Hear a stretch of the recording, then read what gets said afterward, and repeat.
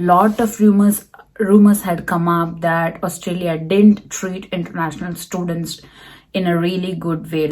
In a recent survey, most of the students, about 57% of the students, didn't recommend the newcomers into the country. International students who are already here, they didn't recommend the students to choose Australia as their study destination.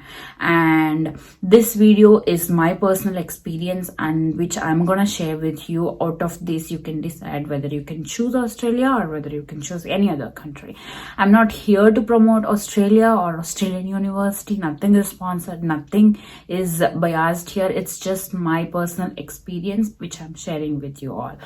Life is all about the time and memories you make, so take tough decisions, and don't forget to welcome the critics.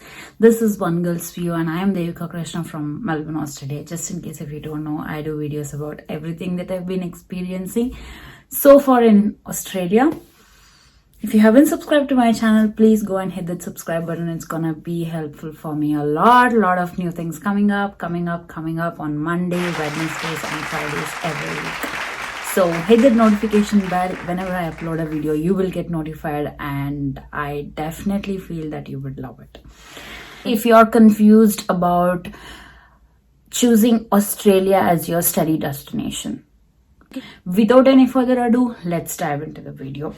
I would like to uphold, and with top-notch news is that Australia, the government had announced that they're gonna open the borders on March 2021 under the pilot program. They're gonna invite new students into the country, and we are not sure whether they are welcoming students from high risk COVID-19 infectious countries. We are not sure, but definitely in March 2021 they're gonna invite the students from the country with low risk COVID-19 cases. This is a good news, and yeah, we can expect something good. After a year, the borders are gonna hopefully open in March 2021, but we are still not sure of it, and even we are waiting for the most wonderful good news of this year. Okay, so that is about. And now coming to the actual point, are you confused about deciding Australia as your destination? The first question is why? Your reason could be that Australian government didn't help international students during pandemic. Most of them have lost their jobs. Most of them had a lot of difficulties. They didn't have money to survive. There were a lot of rumors, lot of chaos have come up. Some of them were really true. Some of them are true. That students did face difficulties. Even I faced difficulties, and a lot of them did, and a lot of them did get help. Okay, some of them didn't get. So the first question you should ask is, the others have got help, why you didn't get the help? From the government or any other entities it could be, right? So that's a genuine point where you could ask for. Now if somebody is coming and telling you that Australia didn't treat international students in a proper way, just ask them why. Okay, then most of the students, they did get help from the government. Some of them they didn't get. Okay, those people who got help, why did they get it? Those people who didn't get it, why didn't they get it?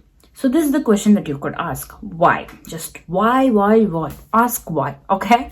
Now, I work in a restaurant, and I work as a tutor, and I work in another company as well. So I have done a couple of jobs. Now my job is legal. As a student, I have to work 20 hours per fortnight, 20 hours a week. I mean 40 hours fortnight, not more than that if I'm having university.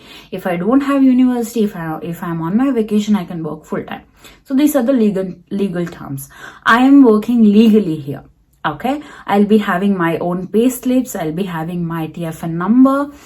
Say if I have my job in trouble and I'm getting a low income, definitely the government people can see with my tax number and everything that I'm having a low income, and that this pandemic had really troubled me a lot. Really thank Australian government, they had helped a lot of students, and they had given some conditions, to be eligible for the funds that they're giving. And they had granted, if I'm not wrong, they had granted 3 times emergency relief fund from the university, from the government, and it comes to the university. If you will one university, it is gonna come to the university, and university people will grant you by checking your eligibility, whether you are meeting the criteria or not. And the level 2 universities or level 3 universities, the other small universities, they would be getting fund from other entities. So it's segregated in that way. And this is the one fund that the government has given, emergency relief fund. And the other fund is you might be getting some bursaries from the universities. Only thing is you have to go and check what are the conditions in order to get the scholarship from the university. What are the conditions? You have to check with that one.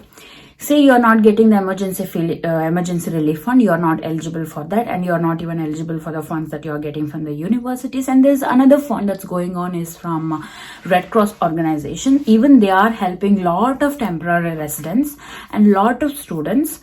If they didn't get the grant from emergency relief fund or from the universities, they'll be getting from the Red Cross organization if you meet the eligibility criteria. Now, here comes the thing. Some people are getting funds, some people are not getting funds. Why? Why people are not getting funds? I'll tell you. Before getting into that, I want to tell you about the eligibility criteria. For the emergency relief fund, which has been offered by the government, the eligibility criteria is you should have either a loss of employment, or you should have the number of hours that you used to work before pandemic. Now it should be reduced. And the income, it should be less than 20% or 20%, I'm not sure, but there should be a slight or some decrease in your income and some decrease in your employment. You should have that. Now you are saying that you are having an unemployment or trouble with your hours. You should provide the government, while you completing the application, you should provide them the proof that you really lost employment or you got a less hours and your income is decreased. You should provide them the proof. So now there are some proofs. How do you tell the government that your income is really less? You will provide your bank statements, you will provide your pay slips. Now I'm legally working, I'm having my own tax number, I work on the tax, I pay all my tax every year. If I am not exceeding the limit that I should earn, I'll be getting all the taxes in return by the mid of the year, next year, in the July or June. So that's how the legal terms would work. Now I go and in the pandemic, I got my hours reduced, I got my income reduced, I got my jobs in trouble. So I applied to the fund. The first time I didn't get it. I don't know why. Still I'm wondering, I didn't get it. The second time I didn't get it. And the third time I reapplied. I submitted application and I submitted the proof that I didn't get the last 2 emergency relief fund that's been offered, and I submitted another proof which I got from my employer saying that the hours have been reduced, the business is running low, and I got a proof and I submitted to the universities and I got the fund. It's pretty much simple enough, na? So they have asked you some conditions whether we meet or not, and we have to provide them. If we are meeting that conditions, we have to provide them the proof, right? So I provided my pay slips, my bank statements, and a letter from my employer that my job is in trouble, and then I got the emergency relief fund from the university. That's $1,100. Keep on trying other options, and I applied for Red Cross organization. Red Cross organization is something that helps temporary residents. If they are in trouble, they are really helping a lot of them. My roommates, everybody, they have got fund from the Red Cross. The first payment I got is $400, and I applied and I gave them the proof that I didn't get the application successful from the emergency relief fund. I did give that proof, and then I got Red Cross. After getting the Red Cross, I think after a month, I got $1,100 from Latrobe University. Okay, on behalf of Australian government, I got $1,100 and I got $400. Okay, and then again after 2 months, applied to the Red Cross organization. I told them that my hours, I'm still in trouble and I filled in a new application, and I supplied them my bank statements, and I got a grant of $800.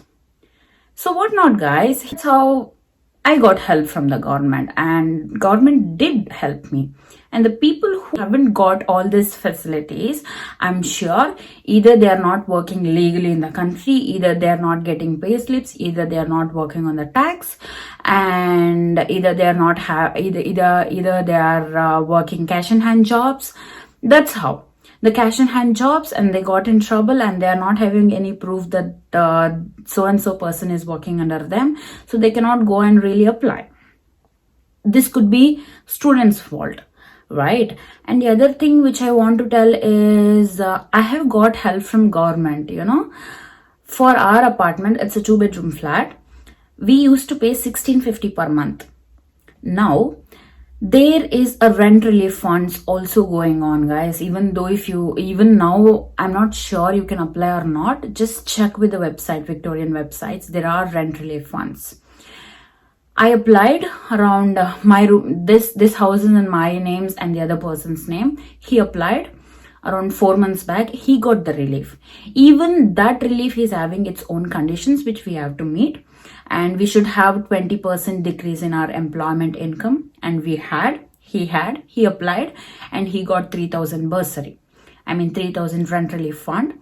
Now we are paying 1,000 per month to this 2-bedroom flat, and that relief was lasted till December, till this month. From next month, actually we should pay $1650 from next month. I applied 2 months back to the rent relief for myself as well, as the house is also in my name. I applied and I haven't got any reply. 15 days back I got a reply from the government that my application has been successful, and now I'm granted $3,000. The house lease is till May, and we got grant till April. So literally, and it's for sure. Okay, now we'll have to pay only $1,000 till April. Just the last month we have to pay $1650.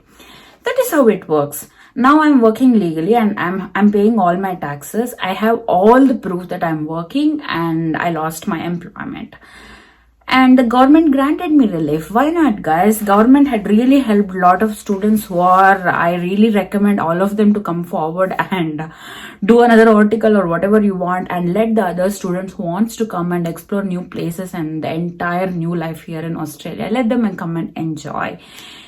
And yeah, wherever you go, you do right from your side, and if something goes wrong due to any other reasons, the things will come into place for sure. Don't do mistakes from your side. That is what I prefer, and that is what I say. And I definitely recommend students to come to Australia. Please, please, please wait for the borders to open. Make all your process, your exams, your financials, everything ready, and then come over, enjoy your entirely new phase of your life. I really recommend, and I strongly recommend Australia for all the international students who wants to come over and enjoy. Hope you all like this video, and I'm feeling really funny about the fact the survey had suggested 50% of the students didn't recommend Australia. Why not? I'm enjoying my life, and I'm having a good life. When I was in trouble, I got help from the government for sure. I did get, and it's a true fact which I stated today. So please, please, please, if you want to come to Australia, please come. You all are welcomed, and government is really welcoming. Australia is welcoming. Australia people are welcoming. Till then, take care. Please go and subscribe to my channel if you haven't. Lot of new things are coming up on every Monday, Wednesday and Friday. Thank you, guys.